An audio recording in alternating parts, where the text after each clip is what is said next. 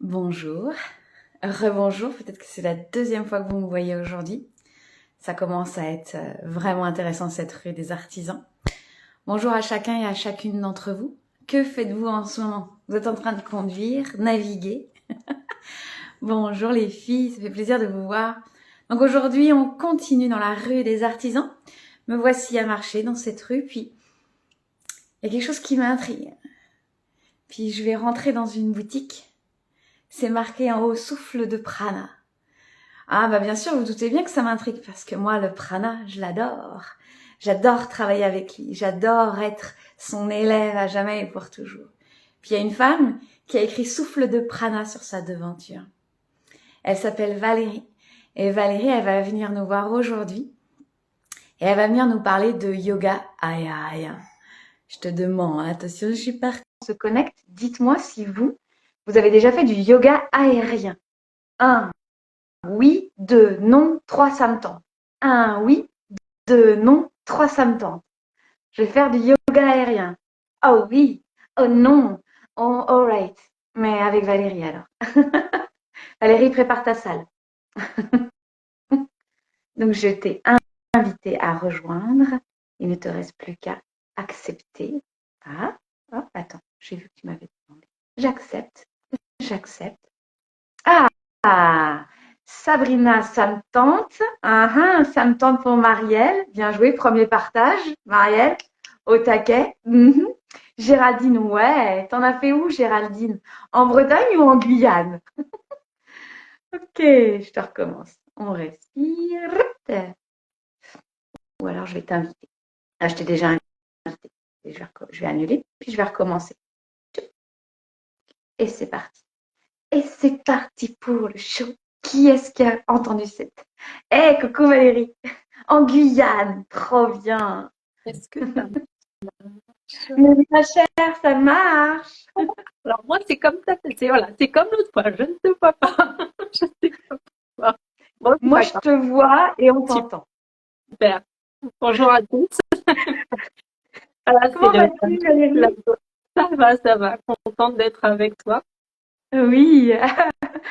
Ah, je suis tellement heureuse parce que tu en as des casquettes. Tu en as des casquettes. Je vous en dis quelques-unes, mais elle pourra vous en dire plus dans le groupe si vous le souhaitez. Elle est prof de yoga. Elle est prof de yoga ball. Elle est prof de yoga aérien et elle est conseillère en nutrition pleine santé. Ok les filles, c'est parti. Moi j'aime ça. J'aime ça parce que je t'ai rencontré en vrai. Ouais. Je t'ai aussi rencontré ce que tu m'as permis de découvrir de toi, une femme passionnée qui aime découvrir le vivant, qui aime aller chercher le petit détail. Tu sais que j'aime le petit détail. Ce que j'aime aussi dans ma pédagogie, c'est qu'elle me fait rencontrer des gens comme Valérie qui me demandent de raffiner, de peaufiner, de consolider. Sachez bien que vous n'aurez jamais les élèves que vous pensez être les meilleurs. Non, ils vont vous faire devenir meilleurs. Et grâce à toi, Valérie, je deviens meilleure chaque jour. Donc, merci à toi. Euh, tu as fait partie du laboratoire, comme disent les filles des laborantines, les filles des nanas, comme dit Sabrina dans son poste de ce matin. Qu'est-ce qui a fait que tu as dit oui au laboratoire? Alors, je dirais au début, quand tu l'as proposé, euh, c'est vrai c'était l'idée de travailler en équipe et et c'est encore récent pour moi. Je lançais le programme qu'on avait commencé à mettre toutes les deux en place l'année dernière sur un programme vitalité pour accompagner vraiment en petit groupe des femmes. Et il me manquait des outils, on va dire, plus techniques pour accélérer, puis pour faire un peu expandre mon auto-entreprise. Donc j'étais partie dans cette idée-là de rejoindre le laboratoire.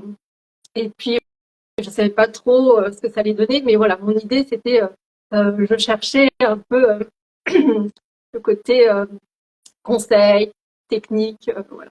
Et en fait, j'ai découvert plus que ça, plus que ça à tes côtés, et puis à côté, aux côtés des filles. Ça a été un vrai soutien profond et comme le hamac en aérien, un soutien qu'on peut pas forcément définir. Oui. Et puis, tu as cette capacité aussi à venir à demander le soutien. Ça, je trouve ça hyper intéressant à dire aussi tes besoins à ta manière de voir ce dont tu as besoin, ce dont tu n'as plus besoin et de raffiner. Quand vous menez un accompagnement, laissez en fait la personne vivre ses résistances, vivre ce qu'elle a besoin de vivre, laissez-la venir. Parce que en fait, moi j'ai pu voir, il y a encore pas mal, il y a encore quelques années où ça me rendait hyper inconfortable. Parce que moi j'aime que la personne se sente bien, que je délivre pour le prix. On avait eu cette discussion dans le laboratoire. Je vais lui en donner pour son prix, tu vas voir. Et en fait, je m'empêchais d'aller goûter le bout du fil de la résistance, d'aller un peu plus loin pour que je puisse savoir là où moi je suis juste. Savoir, ouais, ça, moi, je suis bonne pour ça. Et quand on est accompagnant, il faut rentrer sur le terrain, il faut y aller parce que on peut pas imaginer en fait ce qui est le meilleur, il faut rentrer dans le terrain. Et c'est ce que j'apprécie énormément avec toi, Valérie, c'est que tu vas sur le terrain. Je propose un live, boum, Anne-Camille propose une retraite, bim, collaboration. D'ailleurs, comment s'est passée cette retraite avec Anne-Camille, une autre membre du laboratoire? Ah, c'était une super expérience. Une rencontre. C'est vrai que alors pour moi, c'était la première fois que je prenais une casquette autre que d'être accompagnante en yoga sur le tapis. Là, pour le coup, j'ai eu le rôle d'aller déjà faire la cuisine. Et puis aussi, j'avais envie de transmettre une autre passion qui est l'alimentation et l'importance aussi de bien nourrir son corps aussi physique. Et donc voilà, de partager, c'était la première fois que je partageais c'est quoi bien se nourrir aussi son corps, s'écouter. On revient et construire une assiette pour que nos cellules et notre corps physique soient au meilleur de sa forme. Donc voilà.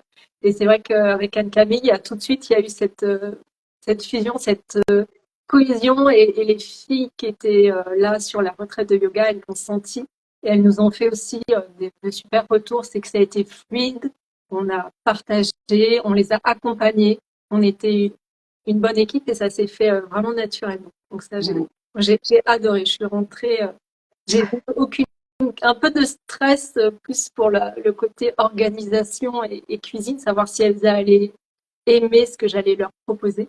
Et, euh, et elles ont adhéré. Et ça, c'est un super. On a eu des super feedbacks. Ouais, j'adore. Ça, c'est bon. Merci Anne-Camille et merci le laboratoire. Elle m'a confiance. Et sans le laboratoire, on n'aurait pas pu créer. J'aurais pas eu l'occasion de créer ça, de me lancer. Et puis, tu sais, regarde qui vient d'arriver, il y a l'autre Valérie. L'autre Valérie du laboratoire, les reines du pèlerinage Compostelle, les deux ensemble, ça fait des kilomètres. On vous suivra sur les réseaux, les filles. Donc aujourd'hui, ouais, je te proposais de venir pour parler du yoga aérien, parce que tu es ma première accompagnante de yoga aérien. Merci à toi d'ailleurs. Et qu'est-ce que le yoga aérien, si on peut l'expliquer? Enfin, si tu peux l'expliquer.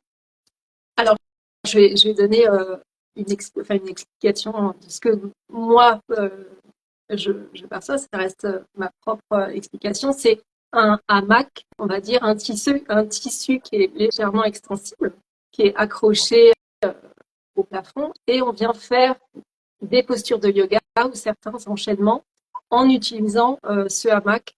Alors, de plusieurs manières, soit comme soutien, soit oui, on va dire en soutien ou en renforcement.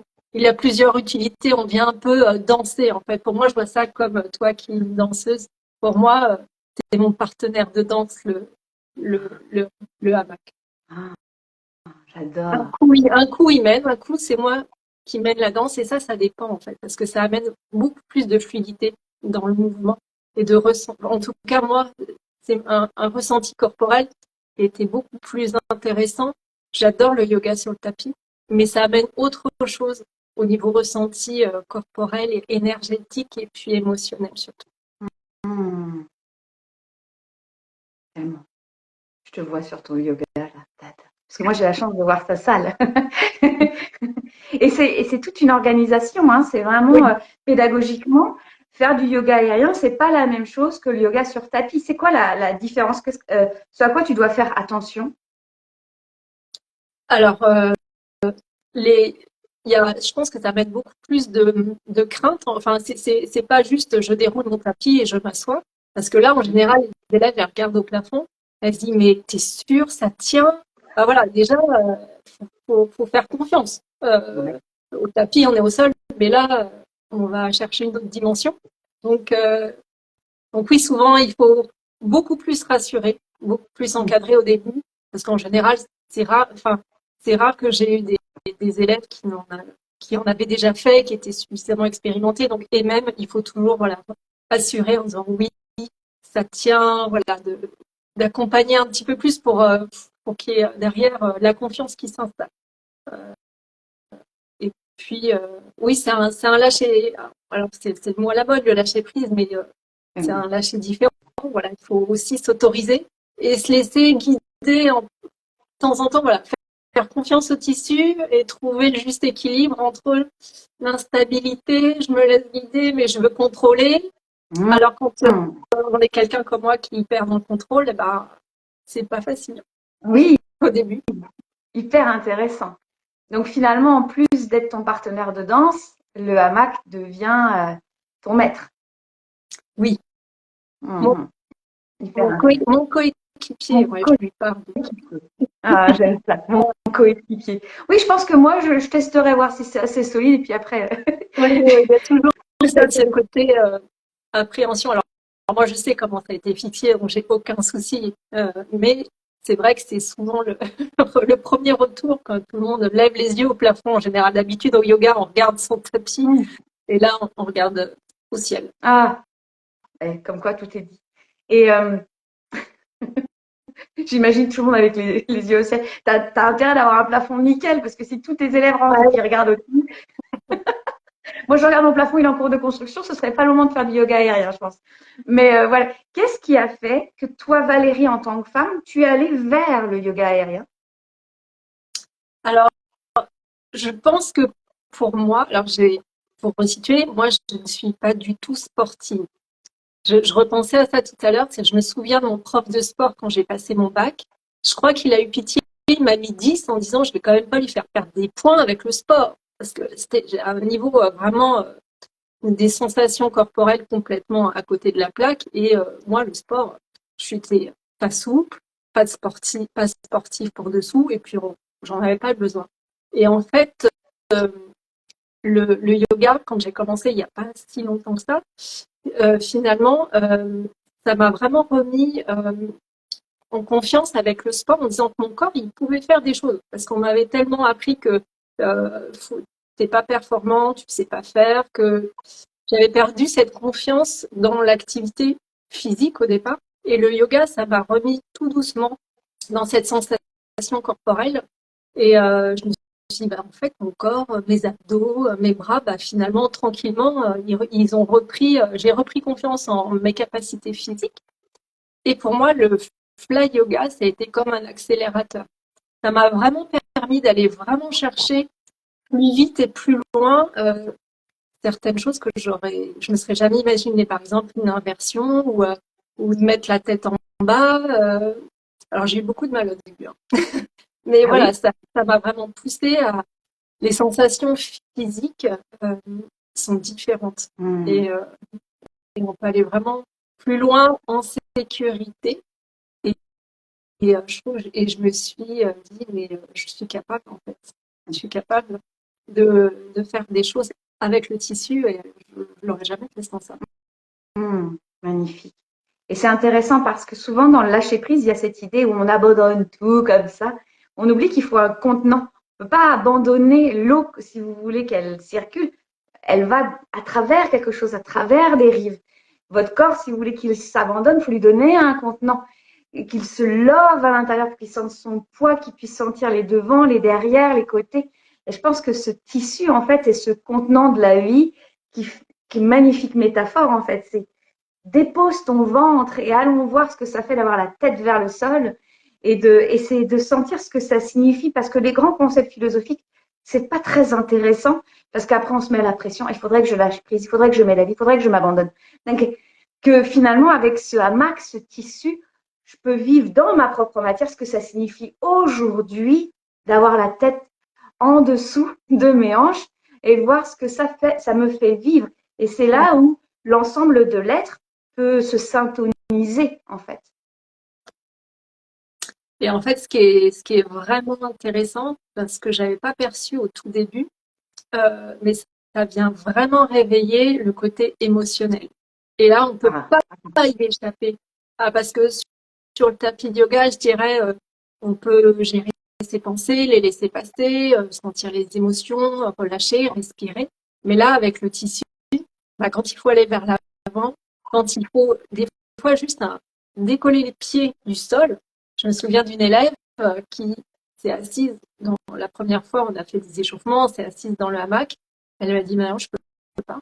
J'ai plus les pieds au sol et pour elle, rien que ça, c'était perturbant. Donc voilà, c'est en fait, on ne sait jamais comment on va réagir parce qu'on le voit, on se dit oui, bah ok, ça a l'air super, c'est sympa. Et puis quand notre corps, notre souffle, on y va, on prend le petit tissu, euh, et ben on se dit oh mais ça me fait telle sensation, mais j'ai telle crainte, ou alors au contraire. Et après, c'est de voir l'évolution et de voir que les gens après la fin se sont fait confiance et ont fait confiance à leur corps et on dit mais j'ai réussi en fait.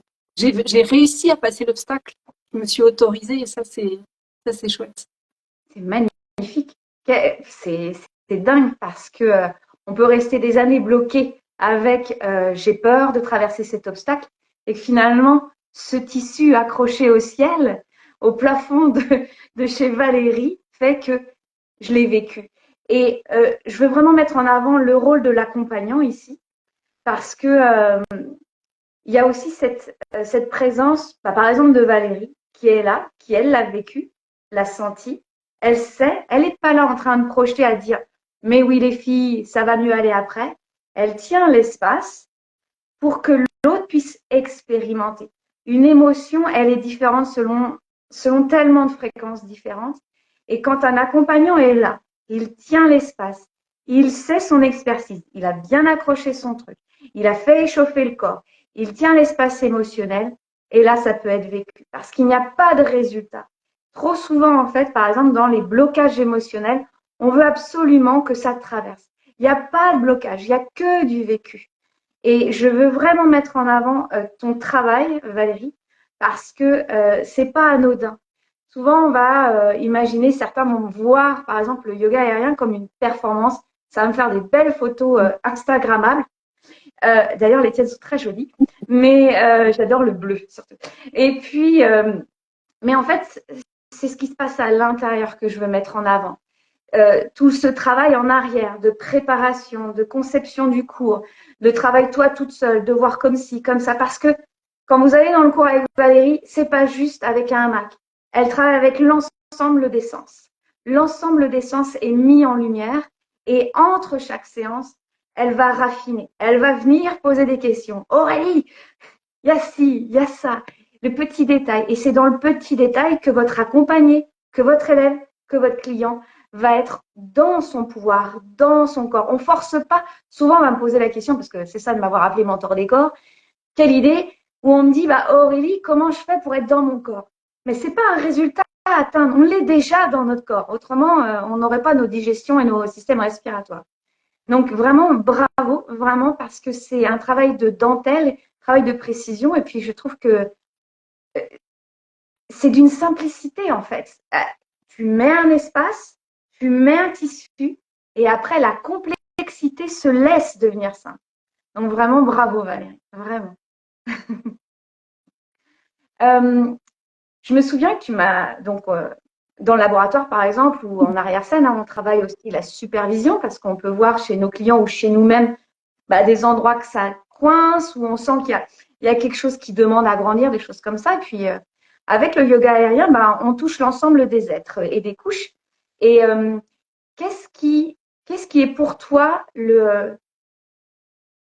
pourquoi les gens ils viennent faire du yoga et du yoga aérien, pardon, et quand ils rentrent dans le yoga aérien, ils découvrent autre chose.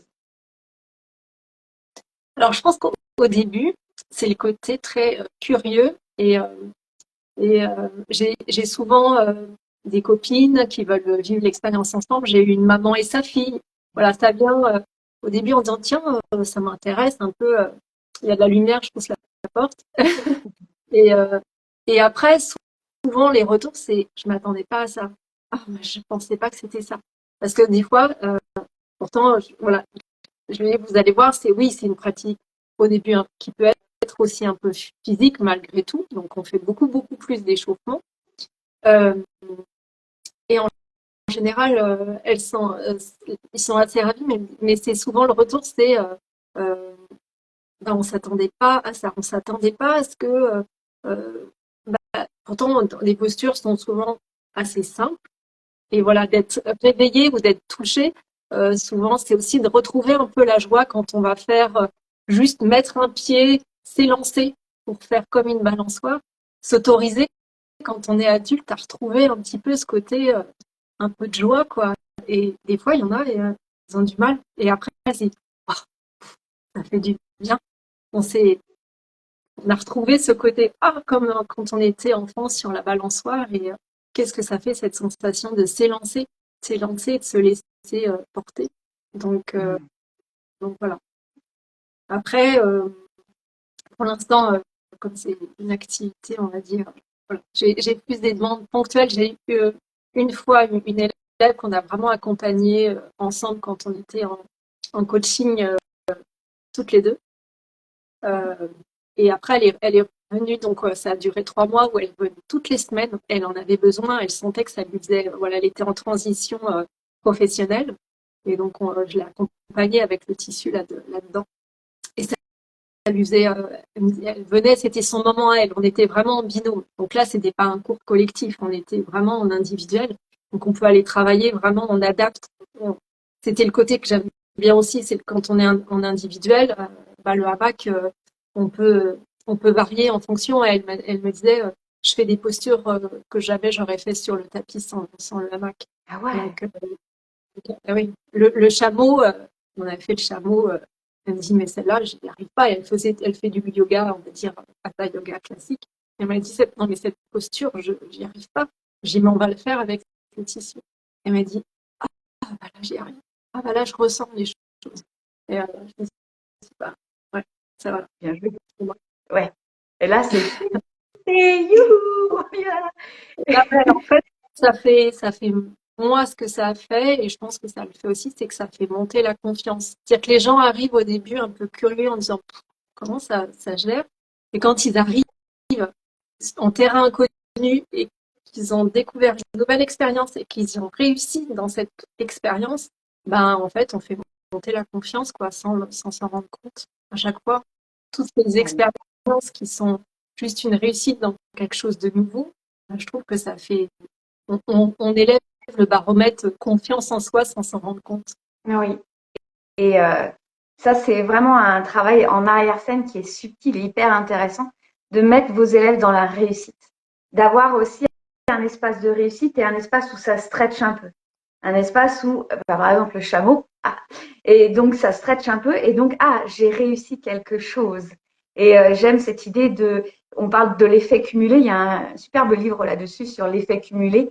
On ne perd jamais ce que l'on a déjà expérimenté. Le corps s'en souvient constamment. Même si je reviens 2 semaines après chez toi et que bah, cette fois-ci, mon corps, il n'est pas dans le chameau, il est ailleurs, mais je n'ai pas perdu mon chameau primordial. Quelle expression. Et puis, et puis ça continue. Et, euh, et c'est en cela où vous voyez bien que la confiance, c'est pas dans l'espace mental. Ça vient d'ailleurs, ça vient dans l'expérience. Et par exemple, les gens qui se sentent appelés dans le yoga aérien, il y a quelque chose d'inconscient qui fait, je sens que je vais vivre quelque chose. C'est dans l'expérience que la confiance se construit. Donc vraiment, vraiment cool. Oh là là là là, allez voir ça, allez voir ça. Est-ce que ils te disent, tes clients et toi aussi, que dans le reste de leur vie, il y a des impacts de pratiquer le yoga aérien? À part dans ce moment pour soi, est-ce que dans le reste de ma vie, ça a un impact? Alors, je vais pas parler parce que je n'ai pas eu forcément leur feedback à eux sur la suite, sur le hors tapis. Alors, Mhm. j'en ai, mais pas forcément sur le yoga aérien. Rien qu'hier soir, dans mon cours de yoga, hatha yoga classique, on va dire, j'ai une élève qui est venue me voir à la fin, qui m'a dit j'ai beaucoup pensé à toi parce elle est pas loin du burn-out. Elle m'a dit je me suis souvenue de ce que tu nous montres en respiration sur le tapis et j'ai réussi à le faire hors du tapis. Et là, pour moi, c'est le plus beau des cadeaux, quoi. Je me suis dit, ben, quand elles arrivent à vivre pas seulement le yoga sur le tapis, mais en dehors et qu'elles arrivent à aller chercher cette ressource-là, je me dis que ça va, je peux continuer encore. Ouais, En c'est fait, encore voilà. Ouais, ça c'est hyper intéressant. C'est là en fait tout l'intérêt d'une pratique, d'un accompagnement. C'est ce qui se passe en dehors quand l'élève n'est plus avec son prof. Qu'est-ce qui se passe? Et ça, sachez bien que ça se passe parce que l'enseignant, l'accompagnant, il incarne ce qu'il dit, il a vécu. Quand elle te dit, tiens, donc tu dis qu'elle est proche du burn-out et j'ai pensé à toi parce qu'il y a un vécu de cette performance, de ce burn-out physique, émotionnel. Il y a un vécu. Vous voyez, c'est bien au-delà, je vends un truc contre le burn-out. Non, en moi, il y a quelque chose qui est vécu. Puis je traverse les outils, puis je transmets. Donc, c'est vraiment. Et, et pour répondre à ta question, moi, ça a été un vrai défi, hein, le yoga aérien. Déjà, dès la formation, pardon, euh, j'ai eu beaucoup de résistance. J'étais du genre à dire, mais c'est pas pour moi, les autres y arrivent, moi j'y arrive pas, je vais laisser tomber, c'est trop dur, c'est compliqué, il fallait aller chercher la dimension en hauteur, les inversions, des choses différentes. C'était beaucoup l'instabilité et je pense que ça me perturbait sans m'en rendre compte d'aller tout le temps de pas trouver moi ma stabilité intérieure pour gérer l'instabilité du tissu. Donc il m'a fallu quand même un certain temps et et un jour, j'ai compris que j'avais grandi là-dessus grâce au yoga aérien. Je fais du VTT en forêt, accessoirement. Il y a beaucoup, beaucoup de parties sableuses et donc ça fait souvent bouger mon vélo et je déteste ça et j'avais l'impression de ne pas pouvoir le gérer. Donc souvent, je descendais du vélo, je passais à pied la partie sableuse et je remontais sur le vélo parce que je me disais, je vais tomber, je vais pas y arriver. Et à force de faire du yoga aérien, un jour, je me suis dit, mais en fait, ça y est, j'y arrive. J'étais plus gênée par ce côté que mon corps soit déstabilisé dans ses appuis, parce que je me faisais suffisamment confiance et je m'étais aussi suffisamment renforcée, parce que c'est aussi du renforcement musculaire profond, d'aller chercher tout le temps un certain type de gainage sans qu'on s'en rende compte. Et là, je me suis dit, eh ben, ça, c'est grâce au yoga aérien que j'arrive à aller faire d'autres activités dans ma vie et à pas me sentir bousculée par l'instabilité. Waouh, ça c'est bon. Ouais, parce que souvent, par exemple, dans le yoga sur tapis, on va aller chercher le pur équilibre. C'est très vendu hein, sur l'équilibre, mais en fait, ça n'existe pas. Et c'est pas bon en fait, parce que la recherche d'équilibre est une rigidité mentale et émotionnelle. Et c'est ce qu'on peut voir par exemple quand je parle de figure d'autorité, c'est que à vouloir tout contrôler, c'est impossible en fait. C'est de lâcher la grappe, d'y aller hein, comme tu fais avec le. J'adore quand tu me dis. Alors je leur ai dit de mettre le pied puis de se lancer. Donc je me vois comme ça. Ah oui, je me balance, j'arrive. Et donc. Mais c'est pas évident pour tout le monde, hein. Il y en a qui me disent ah non, j'y arrive pas. Ah ouais. Et qu'est-ce que tu fais dans ce cas-là? La personne, elle refuse. Qu'est-ce que tu Alors, fais? alors la dernière fois c'était arrivé, c'était d'autres copines. Et donc elles voyaient ses copines, genre bah ok, je mets le pied. Alors on reprend la technique, on respire et puis après je lui laisse son espace. Si elle le sent pas, je force jamais. Et puis au fur et à mesure, elle s'y bat. Il y en a, et en fait il y a les deux cas. Il y en a qui disent non, je le sens pas et vraiment bon on passe, on continue et elles le font pas. Et puis on sent d'autres qui disent ah non mais moi je veux y arriver donc on prend un petit peu plus de temps. C'est pour ça que les cours comme ça en semi-privatif, ça permet de laisser de l'espace aussi, de pas être dans un gros cours collectif où il faut avancer parce que voilà, on est cadré dans le timing. Et puis, elle sentait que ça faisait du bien à ses copines. Si, je veux avoir cette sensation-là. Et au fur et à mesure, et puis après, quand elle l'a fait une fois, c'est ah, en fait, mais je sais pas pourquoi j'ai bloqué. Alors, il y a des fois, on s'attend pas au blocage, des trucs qui paraissent tout faciles, ça va bloquer, puis des trucs, des fois, des postures un petit peu plus techniques, plus difficiles, et puis là, en fait, ça passe tout seul. En fait, c'est vraiment chaque individu, alors là, pour le coup, totalement pas, ouais, imprévisible, quoi. C'est ça qui est beau.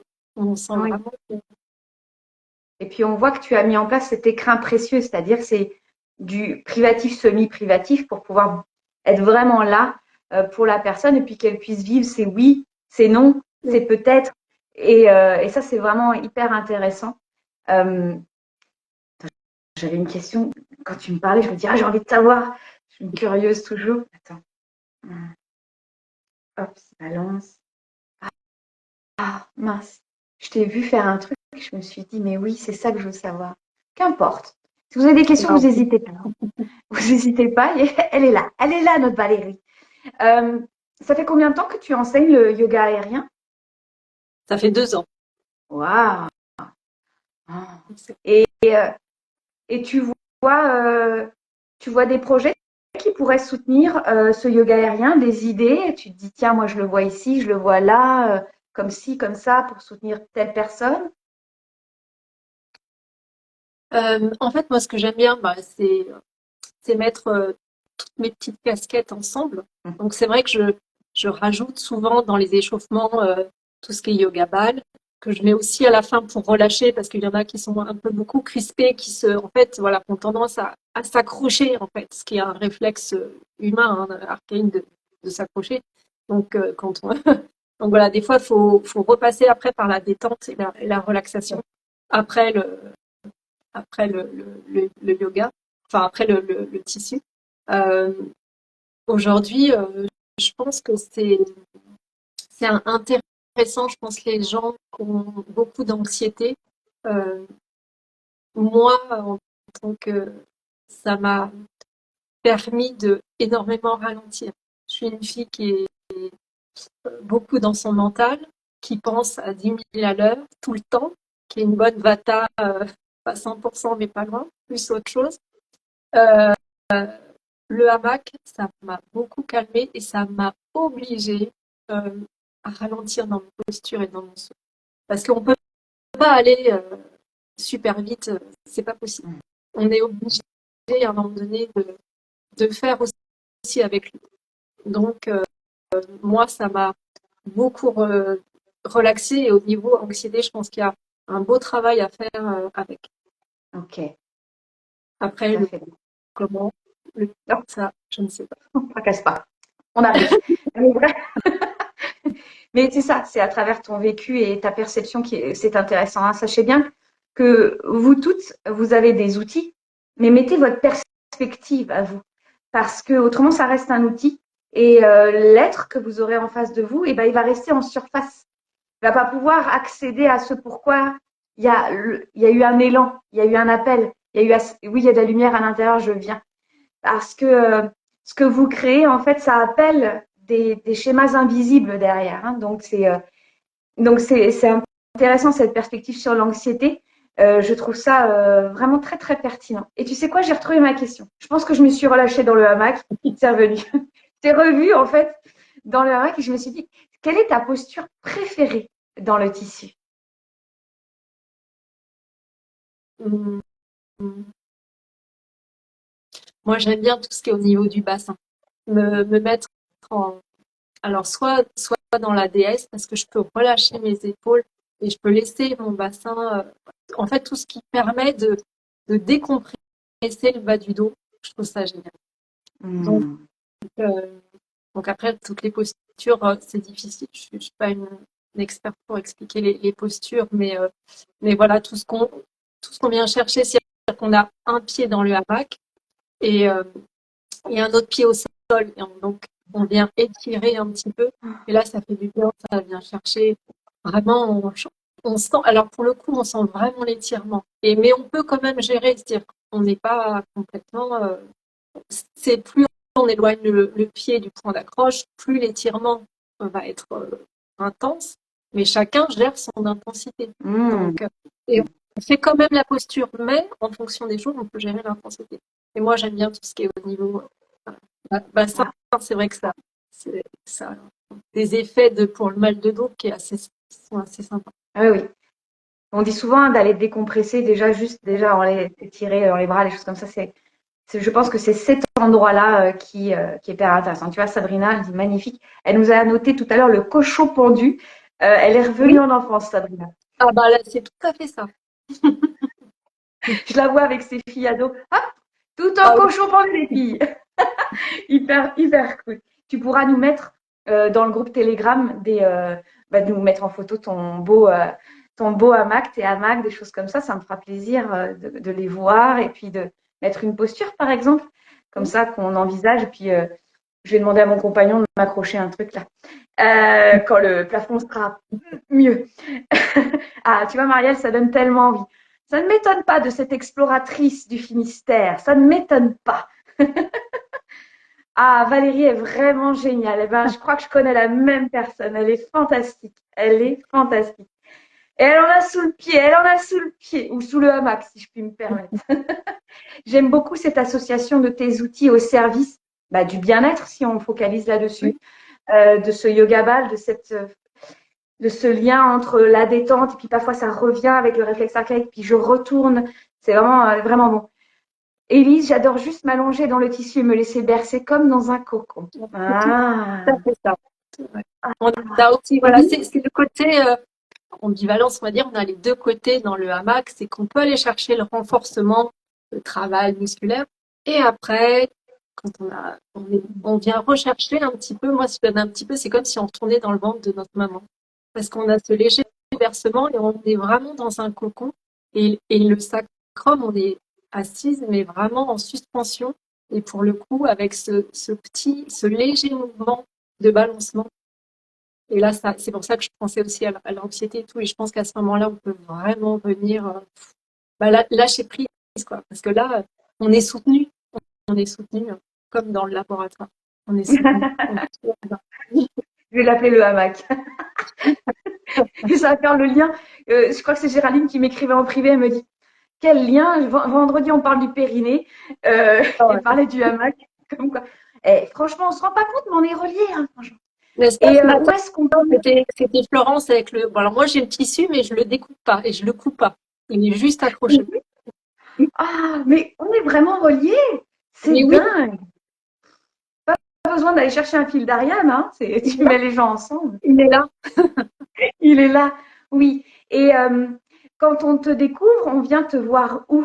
Est-ce que tu as une page, un lien, des choses comme ça? Où est-ce que je vais voir? Alors, là où je mets le plus d'informations, c'est sur le compte, hein, mon compte Instagram, Souffle de Prana. Mhm. Et puis, après, pour découvrir la sensation du yoga aérien, il faut venir en région parisienne, dans le 78, sur Saint-Arnaud-en-Yvelines. Là, Voilà, en là. présentiel. Parce que par contre, il y a le Zoom, c'est pas encore, pas encore Ouais. possible. Quoique j'ai une de mes élèves qui a acheté un Mac. Donc, c'est à réfléchir. Voilà. Parce que du coup, Ah, elle est venue, elle a essayé chez moi, elle m'a dit, moi, j'en achète un aussi. Bon, après, il faut avoir la place. Ça demande un petit peu plus d'organisation quand même. Il faut avoir un bricoleur ou être soi-même bricoleuse pour aller percer le plafond et bien attacher. T'imagines sur nous, tu as ton délai. Ah, ça n'a pas, ça n'est pas tombé. Ah, j'adore. Génial. Je mettrai les liens. Je te mettrai en collaboration. Comme ça, tu pourras partager. Et donc, je vous rappelle, la rue des artisans est à partager si vous voulez gagner la Sadhana. J'ai l'impression de faire de la pub. Attention, c'est la pub sur TF1. Alors, c'est le moment de partager les nanas. Vous partagez ça. Vous me taguez et puis vous nous dites avec quoi vous repartez comme idée, comme sensation, quel désir. N'hésitez pas si vous avez des questions, des célébrations, vous venez dans le groupe. Et puis Valérie est dans le groupe Telegram. Donc, n'hésitez pas, vous pourrez lui poser des questions. Elle adore y répondre. Euh, et puis, si vous avez d'autres questions plus personnelles, n'hésitez pas. Vous n'avez pas pu poser la question ici. Je te fais rire, Marielle. Hein. Et donc, n'hésitez pas. Marielle, attention, elle a déjà partagé une fois. Il lui reste plus que 2. Attention, le Finistère est en avance. Faites gaffe. Quand le Finistère est en avance, faites gaffe.